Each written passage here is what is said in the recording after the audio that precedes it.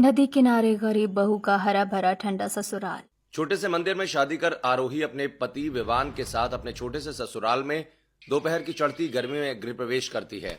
सूरज जैसे आग उगल रहा होता है और वहीं घर के अंदर गर्म हवा चल रही होती है। मम्मी जी, घर के अंदर भी इतनी गर्मी? हाँ बहू, यहाँ तो हर गर्मी में यही हाल होता है। सच में यहाँ पंखा दिन भर चलता है लेकिन राहत कभी नहीं मिलती।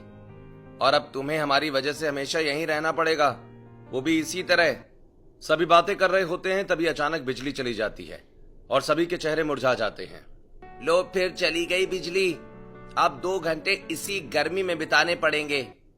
2 घंटे बाद लाइन आएगी, इस बात का भी कोई भरोसा नहीं है। आरोही अपनी नई जिंदगी की शुरुआत सैकड़ों उम्मीदों के साथ कर रही होती है, लेकिन परिस्थितियां देखकर उसकी सारी उम्मीदें टूट जाती हैं। अब हर दिन उसे कठिनाइयों का सामना करना पड़ता है, साथ ही गर्मी को भी सहना पड़ता है।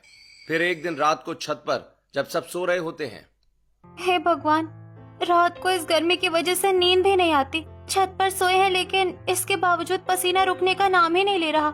सच में ननद जी, इतनी गर्मी है जैसे मानो छत पर नहीं उल्का पिंड के ऊपर सो रहे हैं। दिन का तो समझ में भी आता है लेकिन रात में इतनी गर्मी है। सच में सुबह का उगता सूरज हो या शाम का ढलता सूरज, गर्मी बराबर ही होती है। सभी छत पर सो रहे होते हैं, नींद किसी की आंखों में नहीं होती है और पसीना सबके सिर से टपक रहा होता है। तभी बगल की छत से कुछ बच्चों के रोने की आवाज आती है। मम्मी जी, इतनी रात को कौन रो रहा है? और यहाँ क्या पूरा गांव छत पर ही सोता है? हाँ बहू, यहाँ पूरा गांव गर्मी से परेशान होने की वजह से छत पर ही सोता है। हाँ, और फिर जब गर्मी की वजह से बच्चों को नींद नहीं आती है तो अक्सर वो रात को इसी तरह रोते हैं। मतलब यहाँ सिर्फ मेरे ससुराल का नहीं बल्कि पूरे गांव का एक ही हाल है। अब कुछ दिन ससुराल में रहकर आरोही को एहसास हो जाता है कि गर्मी से परेशान सिर्फ उसका घर नहीं बल्कि पूरा गांव है। फिर अगले दिन, यहाँ पर तो कोई हरी सब्जियाँ ही नहीं है। मैं सब्जी कैसे बनाऊं? इस गर्मी में तो हरी सब्जी सभी को खानी चाहिए। मैं अभी मम्मी जी से पूछती हूँ। ये सोचकर आरोही तुरंत हाथ से पंखा डुला रही संध्या के पास जाती है। मम्मी जी, किचन में हरी सब्जियाँ ही नहीं है, मैं खाना कैसे बनाऊं? आप मुझे कुछ पैसे दे दीजिए, मैं मार्केट से सब्जियाँ खरीद कर ले आऊंगी। बहू, वो दरअसल मेरे पास पैसे नहीं है। क्या मतलब आपका? यही कि मेरे पास सब्जियों के पैसे नहीं है। तुझे तो पता है घर खर्च कितनी मुश्किल से चलता है। अगर महंगी सब्जियों में पैसे खर्च करने लगी तो घर चलाना मुश्किल हो जाएगा। तो फिर मम्मी जी, मैं खाने में क्या बनाऊं? बहू, एक काम कर, घर में जो भी रूखा सूखा है वही बना दे। कुछ ना खाने से बेहतर है कि पेट में थोड़ी तो तृप्ति हो। ठीक है मम्मी जी। इतना कहकर आरोही चूल्हे के पास जाती है और लकड़ियां डालकर खाना बनाना शुरू करती है। तभी वहाँ मायरा आती है।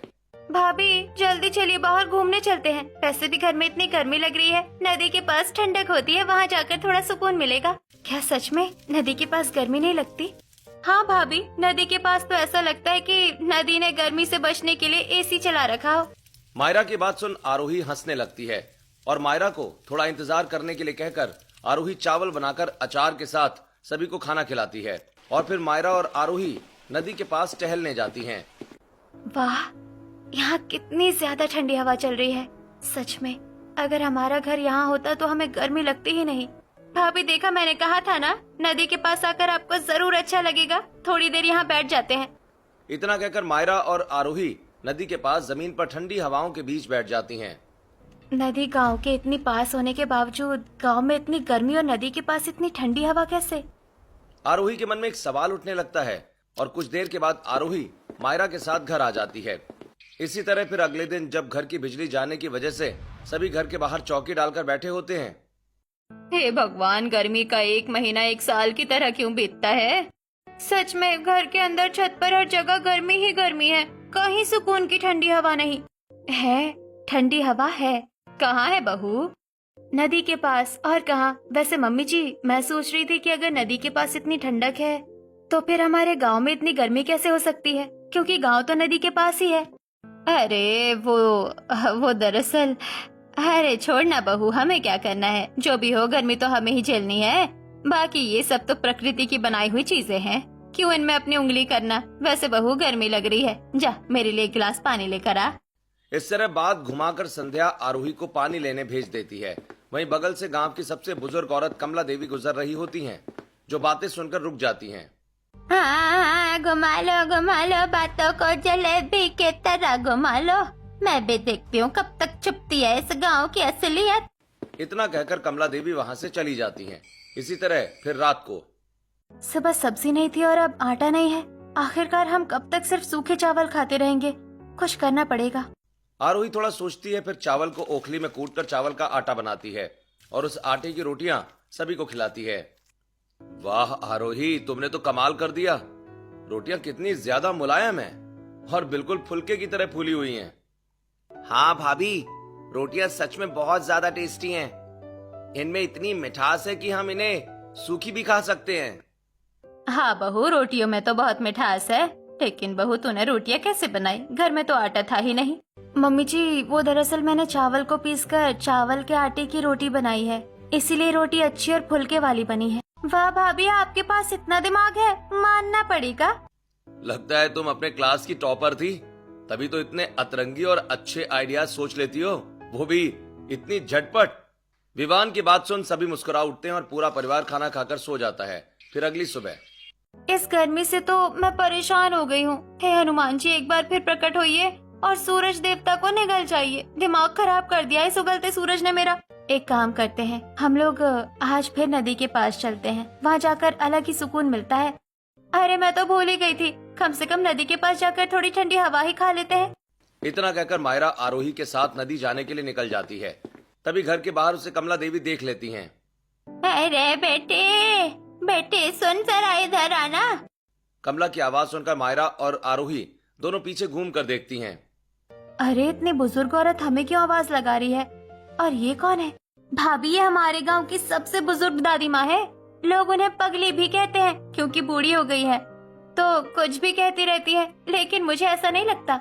अगर वो हमें बुला रही है तो हमें वहाँ जाना चाहिए। चलिए चलकर देखते हैं। इतना कहकर आरोही तुरंत मायरा के साथ कमला देवी के पास जाती है। दादी माँ, आपने हमें बुलाया? क्या हमसे कोई काम है आपको? बेटे, क्या तुम दोनों हमेशा नदी के पास जाते हो? हाँ दादी माँ, हम वहाँ अक्सर जाते हैं क्योंकि वहाँ अलग ही सुकून मिलता है। ऐसा लगता है कि कुछ तो है जो मुझसे छुपा हुआ है। आरोही की बात सुन कमला देवी की आंखों में आंसू आ जाते हैं। तुम्हें पता है ऐसा क्यों लगता है और वहाँ इतना सुकून क्यों है? नहीं दादी जी, लेकिन क्या आपको पता है? जानती हो, आज से कुछ सालों पहले वहाँ 150 बीघा बाग था। क्या 150 बीघा? ये तो बहुत ज्यादा होता है।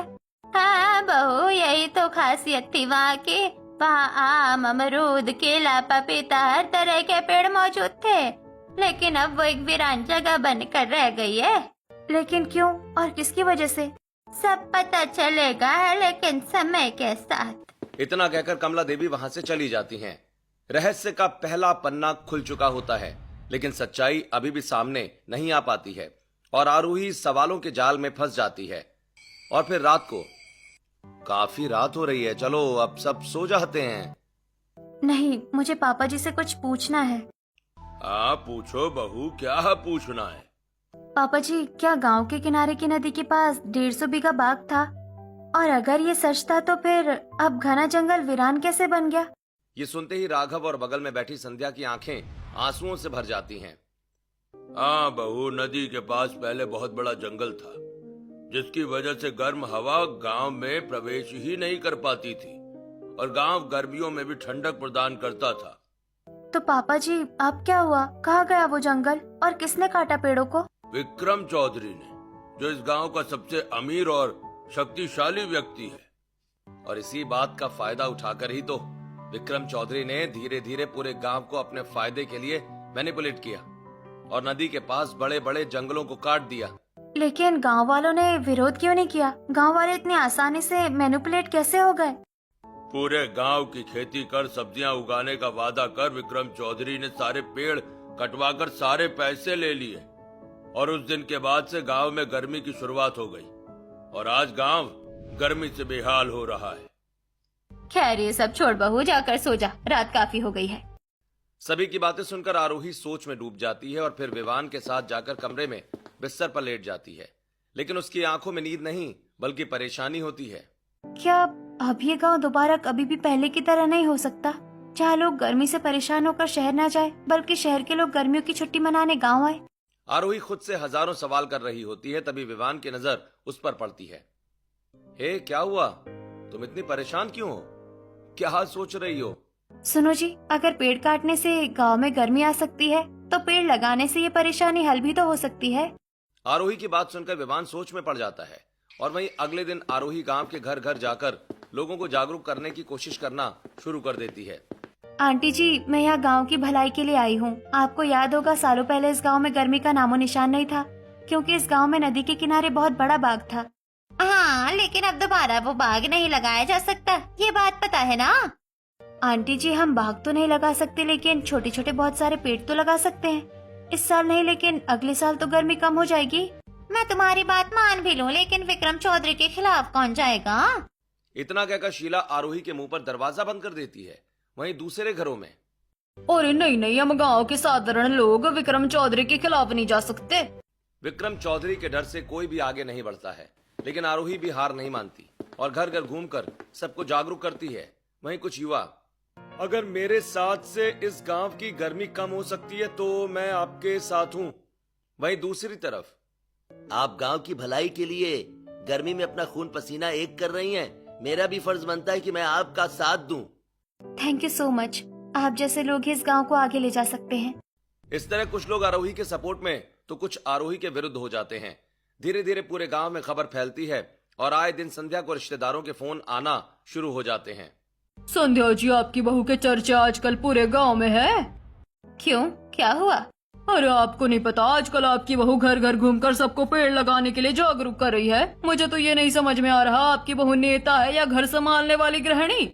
रूबी की बात सुनते ही संध्या का पूरा चेहरा गुस्से से लाल हो जाता है और बिना कुछ कहे फोन काट देती है।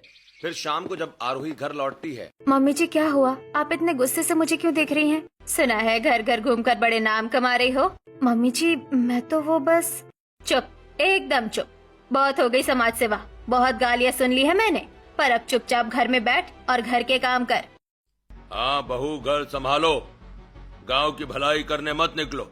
विक्रम चौधरी को जानती नहीं हो तुम, वो कौन है? सभी की बात सुनते ही पहली बार आरोही को ऐसा लगता है कि वो अपनों के साथ होकर भी अपनों के विरुद्ध है और फिर दोबारा वो घर से नहीं निकलती है। दिन बीतते हैं और फिर एक दिन गांव में गर्म हवाओं से भरी लू चलने लगती है। गांव के काफी घरों के लोग गर्मी से परेशान होकर बीमार पड़ने लगते हैं।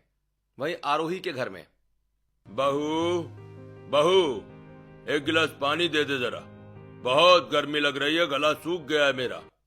तुम क्या बहू को परेशान कर रहे हो? रुको, मैं पानी दे देती हूँ। संध्या बिस्तर से उठती है और मटके से एक गिलास पानी लेकर जैसे ही राघव की तरफ आगे बढ़ती है, तुरंत चक्कर खाकर बेहोश होकर गिर पड़ती है और गिलास गिरने की आवाज से सभी दौड़ते दौड़ते वहां आ जाते हैं। माँ, माँ, आपको क्या हुआ? आप ठीक तो है? अचानक आप बेहोश कैसे हो गई? मुझे माँ की बहुत फिक्र हो रही है। आप लोग माँ को बिस्तर पर लेटाइए, मैं अभी डॉक्टर को बुलाता हूँ। इतना कहकर कबीर डॉक्टर को फोन करता है और सभी लोग मिलकर संध्या को बिस्तर पर लेटाते हैं।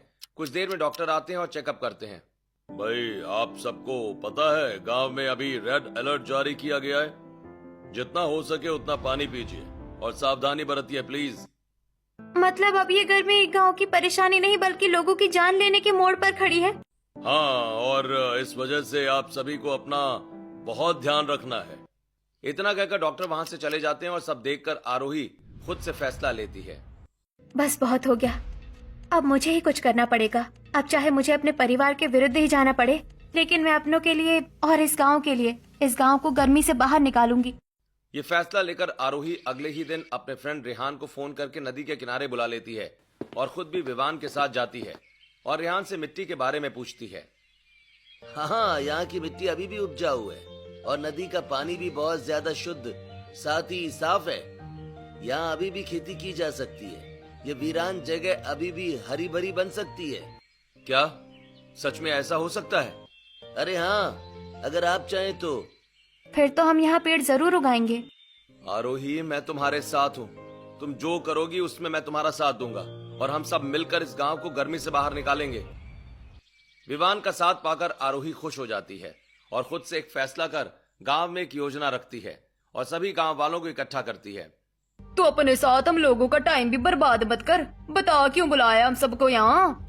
मैं किसी का वक्त बर्बाद नहीं कर रही, बल्कि गांव वालों की जिंदगी आसान बनाने के बारे में सोच रही हूँ। कहने का मतलब क्या है? इस गांव के लोग बेवकूफ हैं, जो वो सदियों से नहीं कर पाए वो तू कर पाएगी? देखिए, मैं बस इतना कहना चाहती हूँ कि इस गांव में पेड़ लगाने से हमें गर्मी से छुटकारा मिलेगा, फिर यही हमारा भविष्य है। अरे ये सब बिल्कुल फालतू है। ये सब करने से कुछ नहीं होगा, पैसे बर्बाद हैं और वक्त भी। अगर आप इस सब से सहमत नहीं है तो ना सही, लेकिन दूसरों को भड़काना बंद कीजिए, क्योंकि इस बार आपकी चाल सफल नहीं होगी। हाँ, और इस बार हम भी आरोही जी के साथ हैं। हाँ हाँ, हम भी। गांव के कुछ युवा भी आरोही के साथ खड़े हो जाते हैं और आरोही सभी का साथ पाकर भीड़ में खड़े अपने सास ससुर के पास जाती है और उनके पैर छूने के लिए जैसे ही नीचे झुकती है, दोनों अपने पैर पीछे कर लेते हैं। तुम्हें जो करना है करो, लेकिन मैं तुम्हारे साथ नहीं हूँ और ना ही तुम्हें आशीर्वाद दूंगी। हाँ, तुम लोग हमारे फैसले के विरुद्ध जा रहे हो, इसलिए हम तुम्हारा साथ नहीं देंगे। माँ जी, थोड़ी देर से ही सही, लेकिन एक न एक दिन वो वीरान नदी का रास्ता हरा भरा जरूर होगा। तभी आरोही के देवर और ननद आगे बढ़ते हैं। भाभी, मम्मी पापा भले आपके खिलाफ हो, लेकिन मैं आपके साथ हूँ। हाँ भाभी, मैं भी आपके साथ हूँ। हम मिलकर गांव को आगे ले जाएंगे। तुम हम दोनों के खिलाफ जाकर अपनी भाभी का साथ दोगे?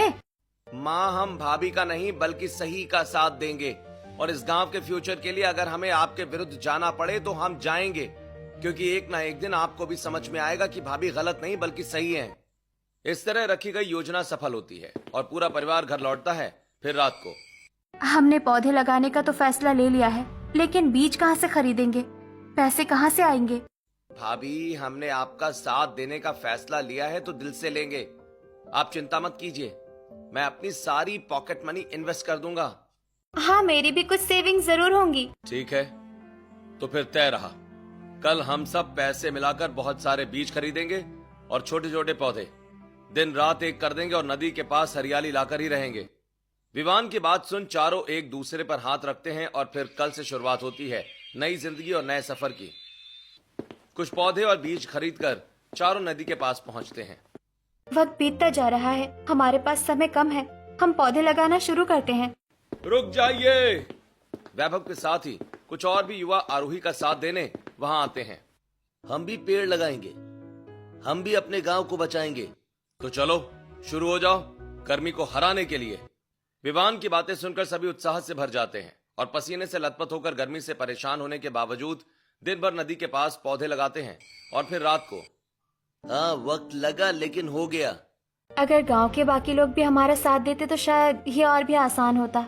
हाँ, ये तो है, लेकिन मुझे पूरा भरोसा है कि वो दिन भी जल्दी आएगा जब गांव पूरी तरीके से हरियाली से भर जाएगा और सभी हमारे साथ खड़े होंगे।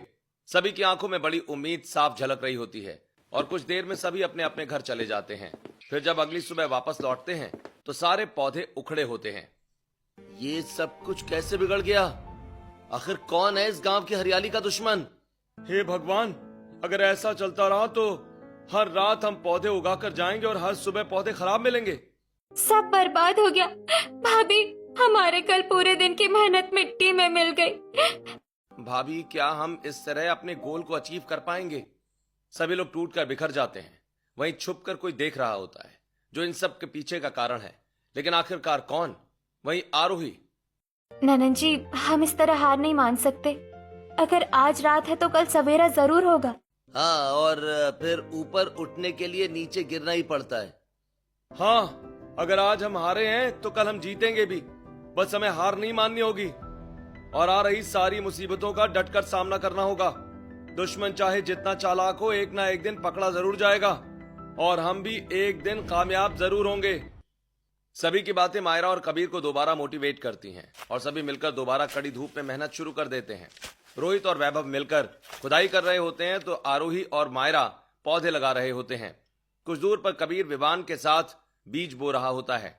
ये गर्मी तो कम होने का नाम ही नहीं ले रही है। मेरा तो मन कर रहा है मैं किसी का गला दबा दूं। मैं इरिटेट हो गई हूँ इस गर्मी से। अरे अरे ननन जी, सच में किसी का गला मत दबा दीजिएगा, वरना अभी सूरज की गर्मी सहनी पड़ रही है, फिर जेल की हवा खानी मिलेगी। हाँ, और फिर वैसे भी अगले साल तक तो इस गांव की गर्मी कम हो ही जाएगी, जिसके लिए हमें बात कम और मेहनत ज्यादा करनी पड़ेगी, जो हम करेंगे। रोहित की बात सुन सभी दोबारा जोश के साथ काम शुरू कर देते हैं और इसी तरह दिन बीतते हैं। पौधे धीरे धीरे बड़े होने लगते हैं। पता है तुम लोगों को, तुम लोग मेरे लिए सिर्फ पौधे नहीं बल्कि मेरी उम्मीद हो। अगर तुम्हारी वजह से ये जगह पहले की तरह हरी भरी हो गई तो मुझे मेरे अपनों का साथ मिलेगा और इस गांव का विकास होगा। आरोही पौधों में पानी डालते हुए उनसे बातें कर रही होती है। तभी वहाँ विवान आता है। क्या हुआ, क्या बातें चल रही हैं? कुछ नहीं, बस अपने पौधों से बातें कर रही हूँ क्योंकि मैंने इन्हें बिल्कुल अपने बच्चों की तरह सींचा है। देखना, एक दिन हमारी मेहनत का फल हमें जरूर मिलेगा। धीरे धीरे पौधे बड़े हो रहे होते हैं और लोगों की उम्मीदें भी बढ़ती जा रही होती हैं। लेकिन ये सब आसान नहीं होता। गांव से नदी तक रोज सफर तय करना कड़ी धूप में आसान नहीं होता है। एक दिन रास्ते में, भाभी भाभी, मुझे सब धुंधला धुंधला दिख रहा है, कुछ दिखाई नहीं दे रहा। आप लोग 4-5 दिन रहे हैं, मुझे अच्छा नहीं लग रहा। मेरा सर। मायरा की बात सुनते ही तुरंत आरोही उसे एक पत्थर के सहारे बिठाती है। ननन जी, आप ठीक तो है? आपको कुछ हुआ तो नहीं? गर्मी की वजह से मायरा की हालत ऐसी हो गई है। रोज धूप में आना जाना आसान नहीं है, लेकिन हम बीच में ही सारी चीजें छोड़ पीछे नहीं हट सकते। वैसे भाभी, आप क्या सोच रही हैं? आरोही नदी की तरफ देखकर हल्का मुस्कुराती है और बिना जवाब दिए सभी के साथ घर लौटती है। और फिर जब सभी खाना खा रहे होते हैं, मम्मी जी, आज से मैं नदी किनारे एक छोटा सा घर बनाकर रहूंगी ताकि पौधों की अच्छी तरह से देखभाल हो सके। क्या मतलब, बहू बेटे घर से अलग रहेंगे? नहीं, ऐसा नहीं होगा। तुम लोग घर छोड़कर नहीं जाओगे। वैसे भी इतनी गर्मी में कौन ही रह पाएगा छोटे से घर में। मैं रह लूंगी। हाँ, मैं भी भाभी के साथ हूँ। सभी आरोही के फैसले का सम्मान करते हैं और चारों मिलकर नदी के किनारे एक छोटा सा घर बनाते हैं। कोई लकड़ी तोड़ रहा होता है तो कोई घर खड़ा करने में लग जाता है। दिन बीतते हैं और 2 हफ्तों के अंदर नदी किनारे पौधों के बीच एक छोटा सा घर बनकर तैयार हो जाता है। वैसे टाइम लगा, लेकिन हमने कर दिखाया। लेकिन अभी भी हमारी मेहनत खत्म नहीं हुई है। अब हमें और मेहनत करनी है। क्यों ना पौधों के साथ हम यहाँ सब्जियों की भी खेती करें, क्योंकि गांव की गर्मी की वजह से कहीं भी अच्छी सब्जी नहीं मिल पाती है। सब्जी खराब या सूखी होती है। भाभी, आइडिया अच्छा है। कल हम पास की गौशाला से सड़ी गली सब्जियों के बीज लाकर बो देंगे। मायरा की बात सुनकर सभी हामी भर देते हैं और अगले दिन मायरा और आरोही दोनों मिलकर सड़ी गली सब्जियों के बीज निकालते हैं और नदी के पास घर के सामने बोने लगते हैं। भाभी, हमने इतने सारे बीज बोए हैं, अगर सब्जियां ज्यादा हुई तो हम क्या करेंगे? मेरे पास एक बहुत अच्छा आइडिया है। हम सारी एक्स्ट्रा सब्जियों को बड़े बड़े कार्टनों में भरकर जमा करेंगे और फिर ले जाकर गांव की सबसे बड़ी सब्जी मंडी में बेच देंगे। हाँ, हम ठीक ऐसा ही करेंगे। फिर वहाँ से छोटे छोटे सब्जी वाले गांव तक सब्जियां पहुँचाएंगे। हमें भी फायदा होगा और उन्हें भी। इसी तरह दिन बीतते हैं। पौधे उगाने से लेकर बीज बोने तक, घर चलाने से लेकर बाहर की जिम्मेदारियां संभालने तक सभी मिलकर मेहनत करते हैं। धीरे धीरे पौधे भी बड़े हो जाते हैं। नदी के आसपास हरियाली छा जाती है और सब्जियां भी खाने लायक, टेस्टी और ढेर सारी उगने लगती हैं। हमारा घर हरियाली से भर गया है और काफी ज्यादा सब्जी भी हमने स्टॉक कर ली है। अब जाकर इन्हें भेज देना ही सही रहेगा। भाभी, मैं और भैया सब्जी बेच कर आते हैं। आप और मायरा पौधों का ध्यान रखिए और फिर आपके साथ कुछ युवा भी हैं, आसानी होगी। इतना कहकर कबीर सब्जी बेचने निकल पड़ता है और आरोही हाथों में छाले होने के बावजूद फिर से नदी के पास जाकर खुदाई शुरू कर देती है। तभी वहां संध्या आ जाती है, जो ये सब देखकर भावुक हो जाती है। बहू बेचारी हाथ में इतने छाले होने के बावजूद काम कर रही है। शायद मैं गलत थी। बहू मेरा विरोध नहीं बल्कि हमारे फ्यूचर की ढाल बनकर खड़ी है और इतना संघर्ष अकेले कर रही है। तभी वहां कबीर आता है। माँ, आप यहाँ? क्या बहू ये सब रोज करती है? हाँ, ये सब तो भाभी रोज करती हैं, बल्कि इससे भी ज्यादा मेहनत करती हैं ये।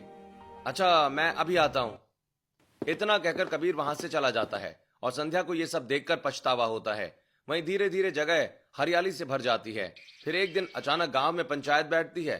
जिसे हम गांव का हीरा समझते थे, वही इस गांव का विनाशक निकला। और वो इंसान कोई और नहीं बल्कि विक्रम चौधरी है। ये क्या कह रहे हैं आप लोग? मैंने क्या कर दिया ऐसा? अब भोले बनकर कोई फायदा नहीं। हमें पता चल गया है, नदी के पास उगाए गए पौधों को बर्बाद करने वाला कोई और नहीं बल्कि आप है। नहीं नहीं, मैं वो नहीं हूँ। मेरे पास सबूत है। आरोही की बात सुनते ही विक्रम की सांसें थम जाती हैं और तभी आरोही अपना फोन निकालकर एक वीडियो चलाती है। अरे जल्दी करो, सारे पौधे तोड़कर फेंक दो। लेकिन मालिक, क्या ये सही रहेगा? सिर्फ अपने फायदे के लिए पूरे गांव का नुकसान करना? हाँ, तो अगर हम ऐसा नहीं करेंगे तो फैक्ट्री कैसे बनाएंगे और बस एक बार मेरी फैक्ट्री बन जाए तो मैं ये गांव छोड़कर चला जाऊंगा। मुझे इस गांव से क्या लेना देना। मतलब इसने हमारी भलाई का बहाना बनाकर हमें धोखा दिया, खुद की फैक्ट्री बनाने के लिए हमारी जिंदगी बर्बाद कर दी और ऊपर से हमें आरोही के खिलाफ भड़काया भी ताकि हम उसका साथ ना दे। गांव के सभी लोग एकजुट होकर विक्रम चौधरी को भला बुरा कहने लगते हैं और फिर हाँ, मैंने ही किया है सब कुछ। और कई सालों पहले जब मैंने आपके सारे पेड़ काट दिए थे तो वो भी मैंने अपने फायदे के लिए किए थे, ताकि मैं फैक्ट्री बना सकूं। हम सबको गुमराह करने के पीछे तुम्हारा हाथ था, इस गांव की बर्बादी के पीछे तुम्हारा हाथ था, इसलिए अब तुम्हें सजा जरूर मिलेगी। इतना कहकर सरपंच विक्रम की सारी संपत्तियों पर पौधे लगाने का ऐलान कर देता है और पूरा गांव एक साथ मिलकर नदी के पास जाता है और पौधे लगाना शुरू करता है। आरोही बेटी, अब ये तुम्हारा सपना नहीं बल्कि पूरे गांव का मिशन है। देखना, अगली गर्मी तक इस गांव को सुधार लिया जाएगा। हाँ, और कुछ सालों बाद ये गांव हरियाली से भर जाएगा। आज पूरा गांव मेरे साथ खड़ा है, लेकिन फिर भी अकेला सा महसूस हो रहा है। अरे हाँ, मेरा खुद का परिवार ही मेरे साथ नहीं है, मम्मी जी पापा जी कोई भी नहीं। आरोही ये सोच रही थी कि तभी वहां संध्या राघव के साथ आती है। बहू, पहले मैं रिश्तेदारों का सोच रही थी, लेकिन मैं गलत थी। जब भलाई अपनों की हो तो गैरों की बातों पर ध्यान नहीं देते। मुझे ये समझ आ गया है, आज पौधा मैं भी लगाऊंगी। हाँ, और मैं भी। अब हम सब मिलकर इस गांव की गर्मी दूर करेंगे बहू। अब सभी गांव वाले मिलकर गांव में अलग अलग जगह पौधे लगाते हैं। बारिश, ठंड, चाहे गर्मी, कोई भी हार नहीं मानता और एक दूसरे से हाथ मिलाकर सबके साथ सबके विकास पर काम जारी रहता है। और फिर पूरे 3 साल के बाद 45 डिग्री टेम्परेचर में भी ठंडी हवाएं चल रही हैं। फाइनली वो दिन आ गया जिस दिन का हम न जाने कितने सालों से इंतजार कर रहे थे। पूरा गांव नदी के पास खड़ा होता है। चल रही ठंडी हवा, हरे भरे पेड़ पौधे, रंग बिरंगी सब्जियां और अगल बगल मंडरा रही तितलियां, सुंदर आसमान में उड़ते पक्षी नेचर को सुंदर बना रहे होते हैं, जैसे मानो गर्मी का नामो निशान ना हो। ये सब कुछ सिर्फ और सिर्फ आरोही की वजह से हो पाया है। इस साल गांव की सम्मानित औरत का अवार्ड आरोही को दिया जाएगा। हाँ हाँ, आरोही जी को ही दिया जाएगा। आखिरकार उन्होंने ही हमारी आंखें खोली थी। सभी आरोही को अवार्ड देने की बातें कर रहे थे, तभी वहां लकड़ी के सहारे कांपते हुए कमला देवी आती हैं। वही हरे भरे पेड़ पौधे, वही नदी और इन सब के बीच एक छोटा सा वही घर। बेटी, भगवान तुझे लंबी उम्र देगा, लंबी उम्र। कमला देवी एक रहस्यमयी आवाज और हल्की मुस्कान के साथ इतना कहकर वहां से चली जाती हैं, जैसे मानो उनकी आत्मा सिर्फ इस पल के इंतजार में थी। वहीं कल रात को क्या हुआ मम्मी जी, पापा जी, आप लोग इस तरह से चौखट पर क्यों बैठे हैं? बहू, मैं हार गई तेरी मेहनत और उम्मीद के आगे। जिस वक्त तुझे हमारी सबसे ज्यादा जरूरत थी, उस वक्त हम तेरे खिलाफ खड़े थे। हमें माफ कर दे। हाँ बहू, मुझे भी माफ कर दो। मैं तेरी भावनाओं को नहीं समझा और तेरा विरोध किया, लेकिन फिर भी तूने इस गांव को एक नई दिशा दी और हमारे परिवार को भी एक नई जिंदगी। मम्मी जी पापा जी, इसमें माफी मांगने वाली क्या बात है? जो हो गया सो हो गया। अब पुरानी बातों को भूलकर इस हरियाली को एंजॉय कीजिए, जिसका हमें बरसों से इंतजार था। आरोही इतना कहती है कि तभी घर के बाकी सदस्य भी वहां आ जाते हैं। आरोही, मैंने तुम्हें कहा था ना, एक ना एक दिन पूरा गांव और हमारा परिवार तुम्हारे साथ होगा। वैसे भाभी, पता है, मुझे लगता था आप इस गांव को बदलेंगी, लेकिन आपने तो हमारी जिंदगी बदल दी। और हमारी सोच भी, और हमारा घर भी। बहू, तू इस गांव में हमारी बहू बनकर आई थी, लेकिन अब तू अपनी मेहनत और लगन की वजह से इस गांव की बेटी बन गई है। बहू, आज से मैं भी तुम्हारे साथ इस नदी किनारे बसे हरे भरे ठंडे घर में रहूंगी, और अब इस घर में टकरार नहीं बल्कि प्यार होगा। आरोही सभी की बातें सुनकर मुस्कुराने लगती है और खुले आसमान की तरफ देख ऐसा महसूस करती है जैसे भगवान उसे आशीर्वाद दे रहे हों। और इस तरह गांव के खिलाफ जाकर एक बहू अपनी उम्मीद और हिम्मत से गांव के लोगों की सोच और पूरा गांव बदल कर रख देती है। जिस गांव के लोग शहर भाग जाया करते थे, अब वहां शहर के लोग गर्मियों की छुट्टियां एंजॉय करने ठंडी हवाओं से भरे गांव में आया करते हैं।